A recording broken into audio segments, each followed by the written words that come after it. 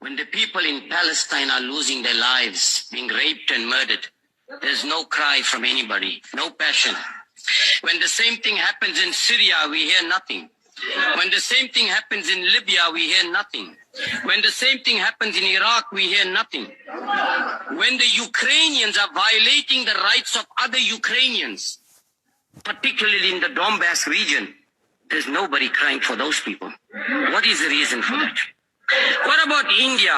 Why is there nobody in this country raising the concerns of the Indian minorities, of the Christians and the Muslims whose rights are being violated by the Indian government? Nobody in this country is saying anything about it. Now, NATO went on and bombed many of the Russian allies. Russia could do absolutely nothing about it and stayed out of it. What did Russia say?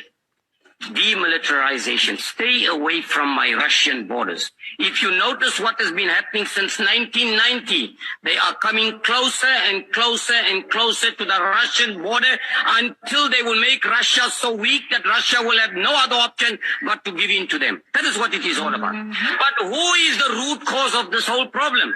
It is clearly the West and the United States of America that is the root cause of all the mayhem and chaos and destruction all over the world. Please come clear.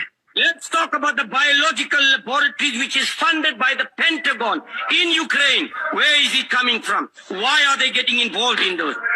Let's talk about the number of people that were massacred by the Ukrainians who have been detained without trial. Nobody has said anything about that as well. Okay? Let's talk about the shelling of the hospitals and the schools and the massacre and the mass graves that were found in Ukraine. Nobody says anything about that.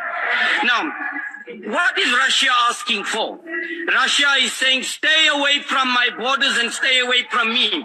All you have been doing, and remember, Ukraine is being used as a fool by the United States and the West, and they're falling into the trap like many other countries have fallen in the trap previously, and that's what it is all about.